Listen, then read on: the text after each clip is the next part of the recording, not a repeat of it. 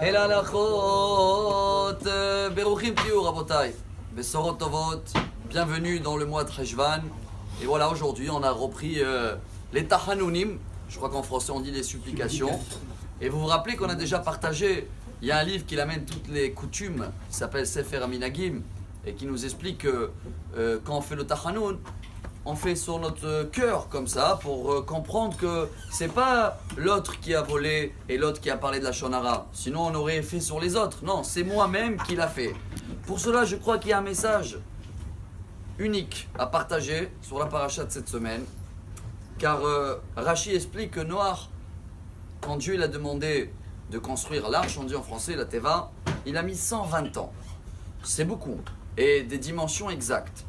Entre parenthèses, ceux-là qui ont le temps de faire des devoirs, regardez, la dernière fois c'était dans l'année 2010, mais déjà à 86, ils ont trouvé dans les montagnes en Turquie, qui s'appellent Ararat, le même nom des montagnes de la Paracha, et ils ont trouvé là-bas les dimensions exactes de Tevat Noach, 155 mètres sur 25 mètres de large, et ils ont identifié même les restes des bois qu'il y avait, et ça remonte à plus que 4123 ans exactement, c'était le Maboul. Mais de construire quelque chose comme ça, si grand, 120 ans, alors c'est vrai qu'il y a plusieurs réponses.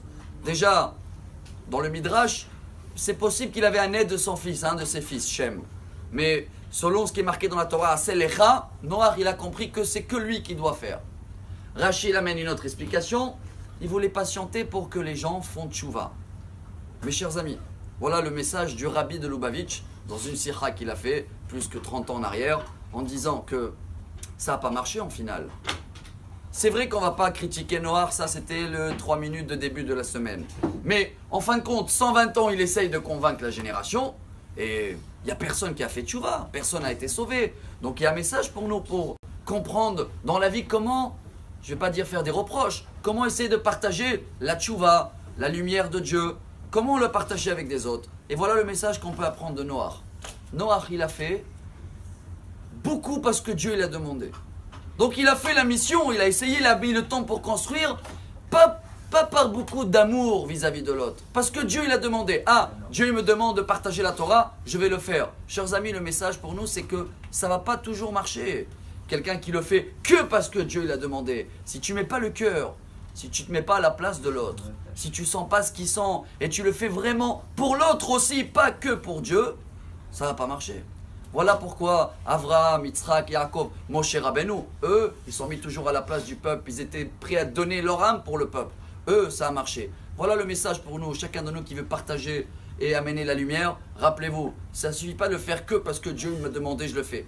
Partage avec de l'amour et de l'amour gratuit. Et c'est comme ça qu'on va voir, si Dieu veut, très très vite, la Géoula Shlema. Excellente journée. Amar Rabbi Elazar.